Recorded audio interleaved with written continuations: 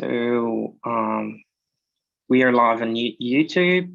So thanks for the audience from the YouTube from our Zoom room here. Professor Deva, it's a pleasure to receive you today as one of our main keynote speakers of the Jean Monnet International Conference, an initiative with the support of Erasmus Plus Fund of the European Union and hosted by FECAP Business School. Mr. Surya Deva is professor at Macquarie Law School, University of Macquarie, Sydney. He researches in the areas of business and human rights, Indo-China constitutional law, international human rights law, and sustainable development. Deva has published extensively in these areas and has advised the UN agencies, governments, multinational corporations, and civil society organizations on issues related to business and human rights. Prior to joining to Macquarie, he taught at the City University of Hong Kong, the University of Delhi, and the National Law Institute or University Bhopal. Mr. Deva holds a Bachelor of Political Science, LB and LLM from the University of Delhi, and a PhD from the University of Sydney. He is one of the founding editors-in-chief of the Business and Human Rights Journal and sits on the editorial advisory board of the Netherlands Quarterly of Human Rights, the Vienna Journal on International Constitutional Law, the Indian Law Review, and the Australian Journal of Human Rights. Deva is an elected member of the Executive Committee of the International Association of Constitutional Law. Professor Deva will discuss today the next decade of business and human rights and the UN guiding principles on business and human rights as one of the main instruments that guide actors on the subjects. Thanks a lot again, Professor. The floor is yours. Thank you very much, Rafael. Thank you also for a very kind introduction and the invitation. It's really my great pleasure to be sharing some thoughts with all of you today about the UN guiding principles, what they have achieved in the last 10 years, and where we should be going in the next 10 years. I would invite you to look at the working group's website, where we did recently a project where we were looking at the stock taking of the last 10 years, and the roadmap for the next 10 years is going to be released later this month at the UN Forum on Business and Human Rights. So I would like to invite you to look at those two reports. That they may provide some useful insights for people working in this field of business and human rights. In my remarks today, I would like to focus on three aspects. First of all, I would like to highlight the progress so far. Then I would like to highlight the ongoing challenges that we still see in the field of business and human rights. And finally, I would like to talk about where we should be going, the way forward to overcome those challenges in the next 10 years or beyond 10 years. So let me start with certain positives, the progress that has been made in the last 10 years and the impact of UN guiding principles. As you may know, the UN guiding principles were unanimously endorsed by the Human Rights Council in June 2011. So this is a 10-year-old document. And to the best of my knowledge, there are not many documents that have made so much impact in the field of human rights generally in a short span of 10 years. I think UN guiding principles perhaps are one of those instruments. I would like to highlight 5 aspects of the progress in particular. This is not an exhaustive list, but I think 5 elements that I would like to highlight. The first element is that the UN guiding principles provide a common language. Now, everyone, whether these are the states or businesses or investors or trade unions or civil society groups or academia or lawyers, everyone is talking about UN guiding principles and the framework that they provide, which is states have a duty to protect human rights, businesses have a responsibility to respect human rights, and this is an independent responsibility. And then the states, as well as businesses and others, have to provide remedy. So this protect, respect, and remedy framework is providing a common language. This itself, in my view, is quite a remarkable achievement to begin with. The second is that UN guiding principles have received universal acceptance, at least on paper. You don't have governments, businesses, or civil society groups saying that, oh, UN guiding principles are something, they don't make sense. We should not be following them. Hardly anyone is talking about it. People may criticize them for being soft. People may criticize them, oh, they're not ambitious enough. Even I have written in my personal capacity about those elements. But this is different from saying, oh, they are totally not good enough, or they are not useful at all. So this universal, almost universal acceptance is quite remarkable, especially if we see this in the terms of significant uptake of UN guiding principles by states, by businesses, and others. At this point of time, 26 countries have adopted a standalone National Action Plan on Business and Human Rights, and many more states are in the process of adopting such national action plans, which are trying to implement the UN guiding principles. The third element of the progress that I would like to highlight for your consideration is that the tent is expanding. Let us call it the business and human rights tent.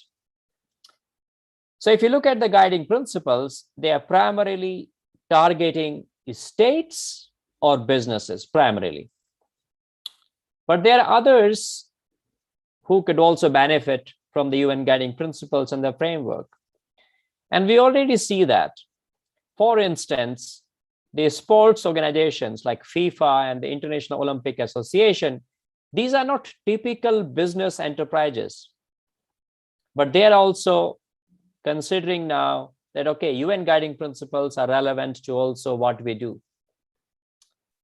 Trade unions see the value of UN guiding principles in terms of the collective bargaining, in terms of protecting the rights of the workers in the supply chains.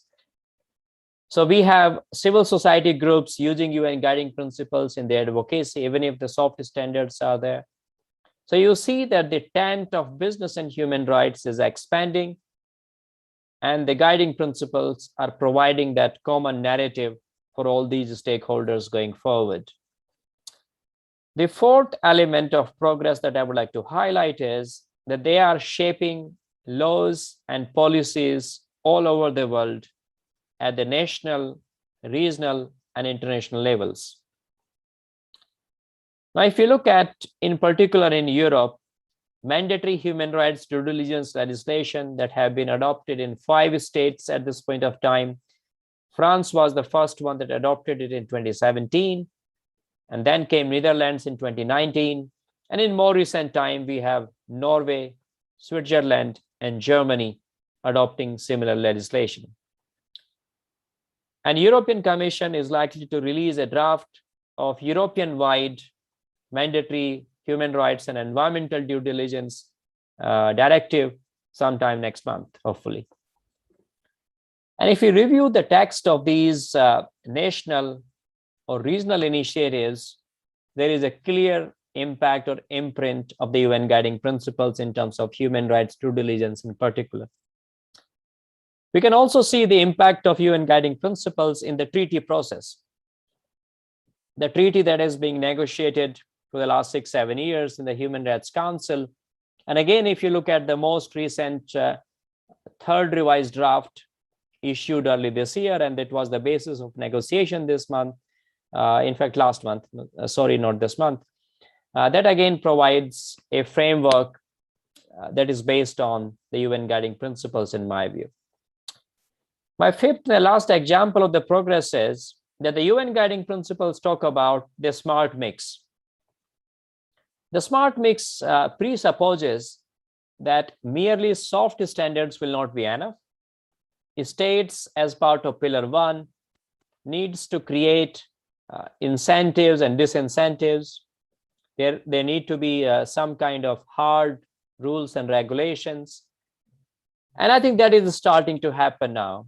And again, UN guiding principles are shaping this discourse in the field of business and human rights in the form of smart mix.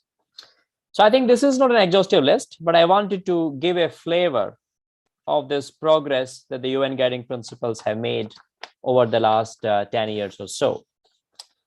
At the same time, these elements of progress should not create an illusion that everything has been fixed and there are no violations done by businesses or by governments, and we are living in a perfect world where the governance gaps have been overcome. In fact, I would say quite the contrary.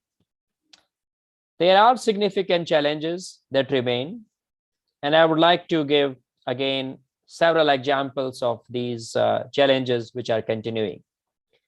Let me start with the gaps between the commitment and the practice.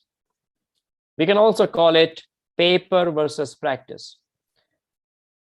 It is very promising what the governments are saying on paper. It is very promising what the companies are saying on paper on their websites. But what is the practice? There's a significant gap between what the states and companies are saying and what they are doing. And I think this gap, in my view, has not been narrowed down significantly, at least in the last 10 years. So this remains a major challenge going forward. I also see that the political will on the part of the states to fix those governance challenges is very limited. They make commitments, but they don't walk the talk, as we call it. I also see the mindset of the governments, which has a sequencing mindset. Governments in different parts of the world still see a conflict between economic development on the one hand, or growth on the one hand, and respect for human rights, protection of the environment, and climate change on the other hand. You can see that more recently in the COP26. Or you can see the debate in the Human Rights Council in the most recent session when a resolution was being adopted to accept or to endorse the right to a healthy environment. So this mindset that there is some kind of a conflict between development and human rights and the environment on the other hand is perhaps a continuing challenge. And this is something we need to fix going forward. The third challenge I would like to highlight is policy incoherence. Now, if you look at pillar 1 of the UN guiding principles, they underline the importance of policy coherence of a multiple nature, both vertical and horizontal. And if you look at the practice, that policy incoherence can be seen in a number of settings. For instance, when we talk about state-owned enterprises, UN Working Group expects them to lead by example, but the practice is that the state-owned enterprises are doing the same thing. They're also violating human rights, polluting the environment. They're not doing any better than private companies, which could be driven solely by the profit maximization. We can also look at the example of trade or investment agreements. So those trade or investment agreements that the states are signing to attract investment, in most of the cases, they don't integrate human rights considerations. This is again an example of policy incoherence. When it comes to the private sector, we can also see the policy incoherence from their perspective, because a company may publicly make a policy commitment to respect human rights. But the same company behind the door may do lobbying with the government to dilute laws to protect human rights and labor rights and the environment. So you see this incoherence. So in publicly, you are supporting human rights, but in private, You want these laws to protect human rights to be diluted. So there is a policy incoherence from the private sector perspective as well. The fourth challenge that I would like to highlight is shrinking civic space. We cannot really trust governments and companies too much, in fact, when it comes to respecting human rights. What is crucial is the role of the rights holders, like all of us have a role to play. But this civic space where civil society organizations, human rights defenders can protest peacefully, can challenge government practices, it can challenge business practices, that space is shrinking all over the world, including in democratic countries, unfortunately. The human rights defenders are facing victimization, attacks, and arrest. In some cases, they're also being killed. Companies and governments file what we know as slap cases against them. Now, this is really a matter of great concern, because if the civic space is limited, I don't see a good possibility of the UN guiding principles being implemented in practice, either by the government or by the businesses effectively.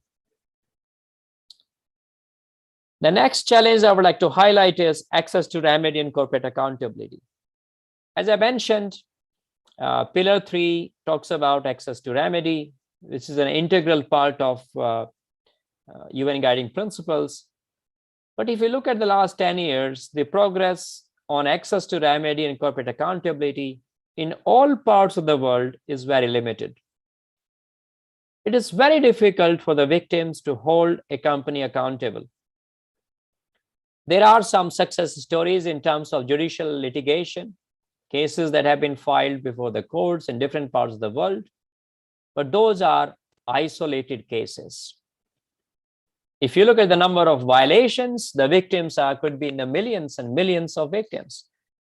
And I think that is a matter of concern, that corporations continue to enjoy immunity, impunity in practice, even if they violate human rights, because the processes, whether this is civil remedy or criminal accountability, those processes are really very, very weak. The other challenge that I would like to highlight is that there are deep structural issues in the governance model, whether this is about poverty, gender-based violence, or inequality. You can see that all over the world. Now, the pandemic, COVID-19 pandemic, has merely exposed those inequalities in society. But those things did exist with us for many, many decades and perhaps centuries, and we often ignored it. So this is a wake-up call, in my view, that we are being forced to consider how serious those structural governance challenges are. And the Sustainable Development Goals talk about leaving no one behind. But is this happening? Are we not leaving millions and billions of people behind in practice? What needs to be done differently? Perhaps the UN guiding principles provide a pathway, but we are not really implementing them in that particular spirit. Let me make two other points, and then I will move on to the way forward. UN guiding principles apply to all businesses, including small and medium-sized enterprises. They also apply to informal economy actors, even small family-run shops and businesses. But if you look at the discussion in the BHR field, business and human rights field, most of the time the focus is on multinationals and their supply chains. We are not talking about enough about these small businesses or the informal economy actors. Perhaps they have not even heard of UN guiding principles.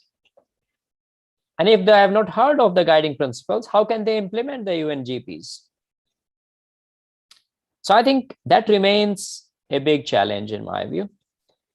The last example of the continuing challenge that I would like to give, again, this is not an exhaustive list, but I'm just giving these ideas for consideration by you, is that the new challenges are emerging, which are becoming very serious.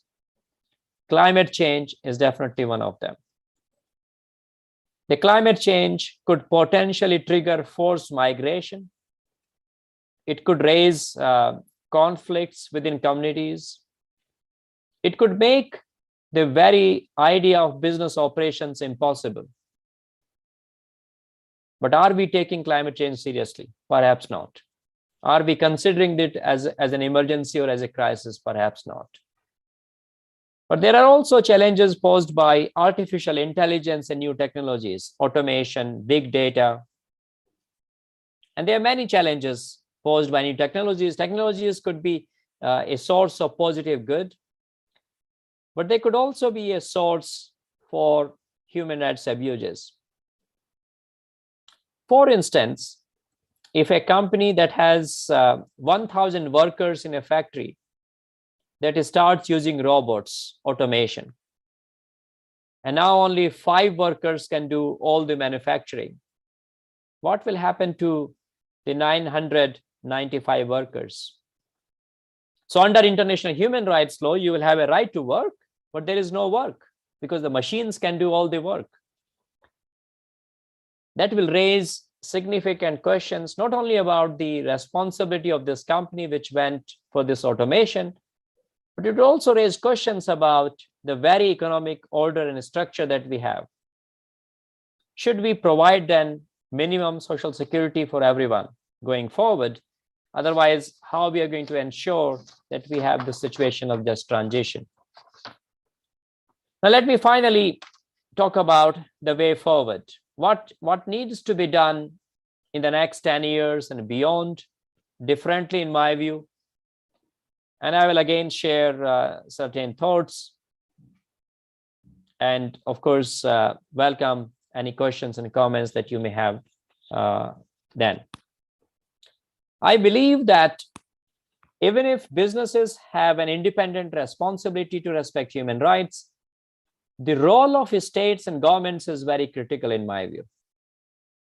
I often say if pillar 1 fails, then it is very difficult to support pillar 2. Even if pillar 2 is independent, pillar 2 is unlikely to be robust and unlikely to stand strong if pillar 1 is weak. So even if the polycentric governance has a value, we cannot dilute the role and the importance of the states and the government's regulation.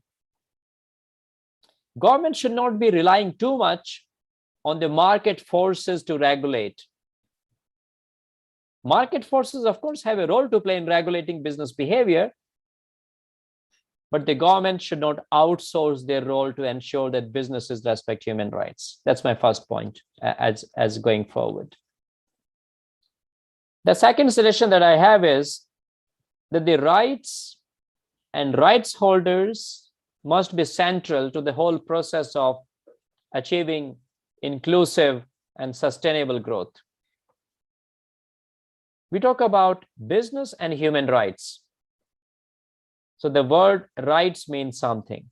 It means that you have those claims, and if someone takes away those rights, you can hold them accountable. But in practice, is that possible? If that is not possible, then should we say them as rights? That is the question we should be asking. The third issue is, I think we need to mainstream a gender perspective in the BHR field.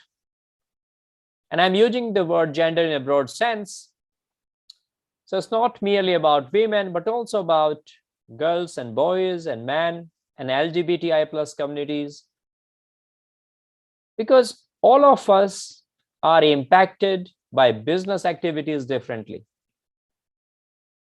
So the states as well as companies should consider this differentiated and sometimes disproportionate impact and take appropriate measures to deal with those particular situations.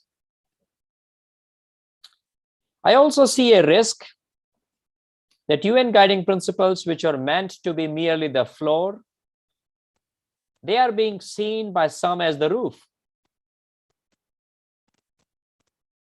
So you don't think beyond UN guiding principles. You think they are everything. They will fix every governance challenge now or in 10 years' time. And that's why there are many states and many companies who say, oh, we don't need binding rules, or we don't need to develop more ambitious standards because UNGPs are there, and let us just focus on implementing them. I personally believe that that may not be the right way to go forward. UN guiding principles provide a very important starting point, but they cannot fix everything. You need to develop more ambitious norms. You need to develop perhaps binding norms which are specific to the certain situations. And of course, you need to enforce those norms. I also believe that there are certain business models which are inherently problematic. Let me take the tobacco company as an example. My apologies if anyone smokes. But if let us say we have a tobacco company, can a tobacco company ever respect UN guiding principles? They claim they respect UN guiding principles. And they claim they respect it because they try to ensure that there is no child labor in the supply chains of tobacco companies. When kids are picking up tobacco leaves, there are no kids doing it. Now, this is definitely an important step, that you don't have children in your supply chain working. But what about right to health, which is directly impaired by smoking, and you are encouraging people to smoke? So in my view, a tobacco company can never respect all human rights. It can only respect certain rights. And UNGPs talk about all internationally recognized human rights. So whether this business model is inherently problematic. Same could be said about certain gig workers. Now, businesses are selling this gig economy. Oh, you have more autonomy, you have more flexibility, you can decide to work when you want to work. But then those workers don't have social protection. They don't have trade unions. They don't have collective bargaining. They don't have an office. They can't talk to anyone. And there's a pressure to deliver those services, food or something else very fast. And they're not paid enough. So there is an exploitation. So this idea of the gig worker, is this consistent? So I think we should be asking these hard questions, whether there are certain business models which are inherently problematic and inconsistent with the idea of human rights. We should also be asking a question, what to do in what I will call the hard cases. Now, hard cases are those situations in which there is no business case to respect human rights, or in which a particular government may have a state policy to violate human rights. So what to do in those situations? Will the Pillar 1 achieve anything? Let us say a state in conflict situation. I will not name the country, but you can relate to those situations in different parts of the world. So you are expecting the home country to ensure that the rights are respected, but the very same government of that country is violating human rights openly and encouraging those companies to do the same. So how do we respect human rights in those complex situations? And I think that is where the role of extraterritorial obligations, the role of regional and international systems of enforcement becomes quite crucial. Let me start, let me finish by making 2 points, and then I'll welcome any questions and comments and also disagreements if you have any of what I have shared. So my last 2 points are that we need more incentives and disincentives for corporate accountability. We need to change the culture. The current culture does not promote the idea of making profit with principles. So I call it profit with principles. Making profit is nothing bad, but how do you make profit with principles? And principles are respecting human rights as well as the environment, both people and the planet. How do we change this mindset and bring a change in the business culture? I think we need to create both incentives and disincentives. And when I say we, the governments have a role to play, but I think others also have a role to play. Investors, consumers, teachers, lawyers, academics, all of us have a role to play. So as a consumer, I have a role to play when I go and buy something. As an investor, I have a role to play when I decide to invest in a particular company.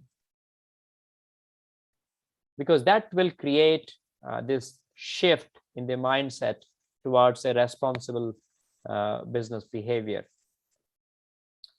And my last point is that we need to develop more ambitious and human rights centric standards. Of course, states and businesses have a role to play in the agenda, which is articulated by UN guiding principles in terms of 3 pillars. But I also believe that the non-state actors like us also have a role to play. How do we create human rights standards for which we don't need the governments and companies? We have the power. We are human beings. So billions of people, if they want, they can change this world in a positive manner. How do we mobilize this in a positive sense to create standards and also enforce standards which are promoting human rights? I think that is a challenge going forward in my view. And I very much hope that all of us pay some attention to this challenge. Thank you very much for inviting me for this dialogue with you. This is very much appreciated. And I will pass the floor back to Rafael and Claudia. I'll be happy to take any questions, any comments that you might have. Thank you. Thank you, Surya. Thank you for delivering such an interesting approach to the UN guiding principles, dealing with challenges, dealing with what has been done. Thank you so much. I think that it inspired us a lot. The ending words, especially when you try to address a multi-stakeholder perspective to the implementation of UN guiding principles, and think about the academia and scholars and students. So I think that this is the reason why we are also here trying to make this discussion with you. I will try to make 3 comments because I think that your approach is at the same time general and detailed. So it was really, really good for me to hear you. But something that calls my attention is the regional perspective to the implementation of UN guiding principles. So I'd like to ask you to address this regionalization movement of the normative umbrella of UN guiding principles, because there is a certain imbalance considering how regions are reacting to the UN guiding principles. At least when we take a look into Latin America and we see how many national action plans have been delivered and how many national action plans are in the process of being made, we are still struggling, to get involved, even though Latin America is a region that I think it is committed to the landscape of UN guiding principles. So I'd like to hear a little bit about this coming from you, how you see the progress, the regional progresses on it. The second aspect that caught my attention is this is perhaps more attached to Brazil, because it's very, very difficult to engage a discussion around human rights with business community. So sometimes the umbrella of corporate social responsibility and now the umbrella of environmental, social, and governance, they tend to overlook human rights, and sometimes they overlook the perspective of putting together business and human rights. So how do you see the interaction of these perspectives, and how would you guide us in the direction of as academia, as a Jean Monnet chair, to provoke, enterprises to deal much more directly with business and human rights, and to bring a human rights perspective to business, and last but not least, it was really interesting to hear you talking about small and medium enterprises and how difficult it is to translate some global discourse on business and human rights to them. And I would like to ask you, how do you think that we could do it? A strategy that the Jean Monnet Chair FECAP adopted is to talk a little bit about the reinvigoration of a business culture through business and human rights perspective. And sometimes I think that the global documents are not well translated to small and medium enterprises. For instance, when we see the SDG Compass, it is targeted to big business. So do you think that we can make this movement of translation and maybe vernacularization of the normative guidances? It's something that we are striving to do from the chair, but we are in the very beginning of this effort, but we are trying to do in a certain way. So I think that these are my three comments, questions. You can, feel free to react, but maybe Rafael can add something coming from the audience and from himself. Yeah, Professor Leo has a question about the Conference of Parties, the COP26, and how you see the results of the last meeting, and how could you relate to the challenges that you presented earlier for the business human rights agenda. And I think that's it for now. Thank you very much, Claudia, for these three excellent questions, and also the fourth question about the COP26. And I will try to address all these four questions in the same order. So let me start with the regional perspectives and progress. I think people can have different views, but my view is that the local context matters when it comes to the realization of human rights. So the regional approaches, and perhaps I would go even sub-regional approaches, are desirable to localize and contextualize the international standards. That is also needed because some of the times these standards are developed in a Eurocentric manner. Even if there is a consultation with the global participants, the mindset may not change because simply that you listen to some people in the global south.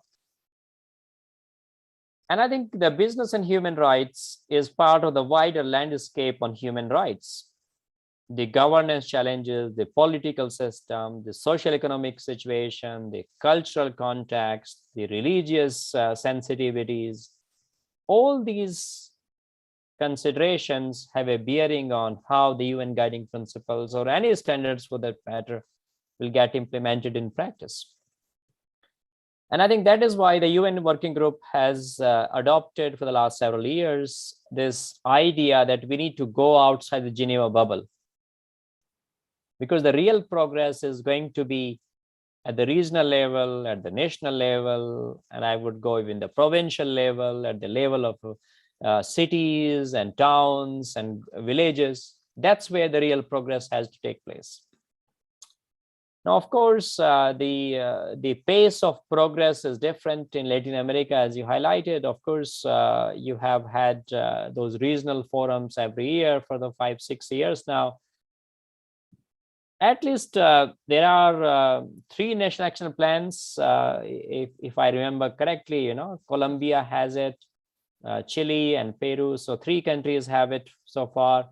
There's some other countries who are in the process of doing it. So it's not a situation of 0, right? There's no country having a national action plan. So of course, if you compare it with Europe context, you will think, oh, we don't have many national action plans. But I would say it's not merely the tick box of having a national action plan that is crucial. What is crucial is what the government is doing to implement the plan. Is there an action? So I say you have a plan that is good, but where is the action? And sometimes you can take those actions even if you don't adopt a national action plan. So there are multiple ways of implementing UN guiding principles. And I think what is crucial is the implementation. National action plan is merely a means to achieve that goal. It's an important means, of course, but it is only the means. So I would say that regional perspectives and approaches are crucial as long as the objective is to promote human rights and promote the implementation of UN guiding principles. Your second question, the language of human rights sometimes is difficult. In Brazil, you gave the example, and they're more keen to use the language of CSR or sustainability and so on and so forth. I can tell you this is not unique to Brazil. The companies in private tell us, oh, can we use something different? So I hear this all the time in different parts of the world. And I think this is unfortunate that despite so much public commitment and so much progress that we have made in the last 10 years, many businesses and many governments are not comfortable to talk about the language of human rights in relation to business. They feel comfortable with the idea of CSR, corporate social responsibility. Some feel comfortable with the idea of RBC, responsible business conduct, but not human rights. Don't use the word human rights. From my perspective, if it's not about the terminology, I don't think terminology matters.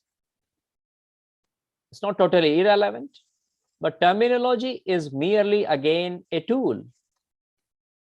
If we can promote human rights, but we use the term sustainability, I'm fine with it. If human rights are center of sustainability discussion. But if we use the sustainability term and then that we use that to take out human rights, then I have difficulty with that change. So I think that is what we should be looking at. Are we using a different terminology to undermine human rights, or are we using a different terminology to promote human rights? That should be the question, in my view, that we should be asking.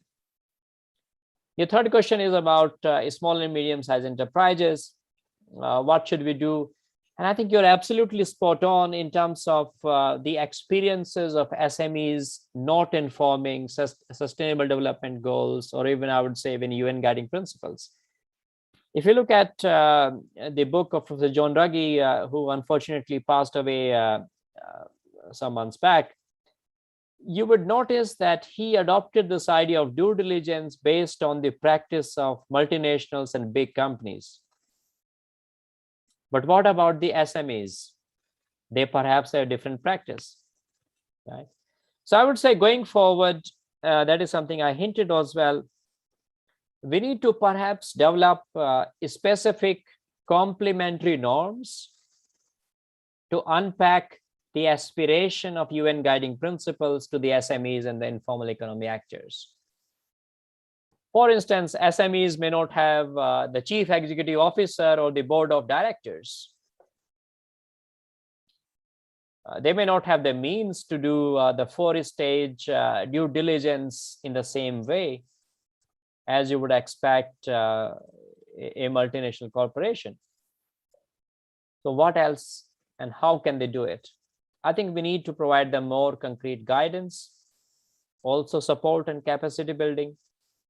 And of course, if those SMEs are part of supply chains or big companies, they also would have a responsibility on that. Finally, about the COP26 question, if I understood the question, it was about what challenge do I see in terms of what recently happened in COP26 for business and human rights. I think there are significant challenges. First challenge is that there is a resistance to make a connection between human rights and climate change. Now, if you look at the UN guiding principles, they don't mention the term climate change anywhere. And now the working group is developing an information note to explain what UN guiding principles mean for climate change, because we see a close link between climate change and human rights. So there is this resistance on the part of states as well as businesses to make those connections. But the other challenge is, what does human rights due diligence mean in the context of climate change? Does it mean certain different things, or it is the same as you do in the context of human rights? And of course, there will be this issue of differentiated responsibility of companies as well as the government. Let us say technologies will play a key role. But what about the role of companies sharing the technology with the companies in the global south? Will they share it? So if you have a green technology which is developed by a multinational in the global north, will it share it with companies in the global south? If it does not share, the global south companies will keep on polluting. So how do we ensure this equity? How do we ensure that we have climate finance for not only companies, but also the governments in the global south and developing countries, right? How do we deal with the issues about corporate accountability for causing damage to the climate? So I think these are multiple challenges that we face in this particular context. And I think we also, of course, need more clarity in terms of the guidance and the standards, making those connections between climate change and human rights. But I think we also need a cultural shift. I often call it, we need to go back to bikes, not battery operated cars, because batteries demand mining. Because without minerals, you cannot do batteries. And mining means we are going to harm indigenous people and many communities. How do we strike this balance? So this whole idea of development needs to be rethought, in my view, because indigenous people have been living for centuries on their piece of land in social harmony with nature. So rather than displacing indigenous communities, we need to learn from them how to live in harmony with nature. We need to have a social contract with the planet. And that would demand we rethink the whole idea of climate change differently and the whole idea of development differently. I hope I have tried to answer all the questions so far, but happy to take more questions if time allows. Professor, we have one more question. You talked about previously about the difference between policy and action in practice, and how you see the movement of the states and organizations like the European Union towards, for example, the creation of binding instruments like the human rights due diligence and human rights and environmental due diligence.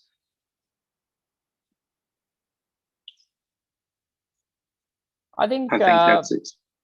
Yeah, so I think there's definitely this lack of coherence between what states are saying and what they're doing in terms of policy on paper and practice. This is starting to change as some countries in Europe are going for mandatory human rights due diligence and environmental due diligence legislation. But the real test is that how they will change the corporate culture and the corporate models, and will they provide a pathway to communities to seek access to justice. That will be the real test, because let us do not forget, due diligence is merely a means. The ultimate goal is to ensure that businesses respect human rights. And in fact, I will suggest that we need more than due diligence going forward. Sometimes we may need a strict liability in those particular situations where we need to impose obligations which are outcome-based obligations on businesses. So this smart makes or more binding rules is perhaps a move in the right direction. But then you need to think how these binding rules will interplay with soft standards, because soft standards will still be relevant. But what will be the interface between hard standards and the soft standards? They should not be going in two completely opposite directions, because that will create confusion for both governments and businesses. And I think that is where some kind of what I call loose alignment between hard standards and soft standards is needed. Thank you. Thank you, Surya. As we have previously dealt with you, we will finish on time. So I'd like to thank you so much for coming, for giving us and delivering us a very lucid account of the UN guiding principles these 10 years ahead, and it helped us to make some other projections and count on us to make this movement from the Global South and from Brazil. And that's it for now. I'd like to thank the audience from Zoom and from YouTube, and hopefully many more persons will see the conference. So thank you for coming. Have a good end of day from where you are. Thank you very much, Claudia, and thank you everyone for listening and asking questions. It has been a pleasure, and I look forward to remaining in touch. Bye for now. Yeah, we look forward to see you.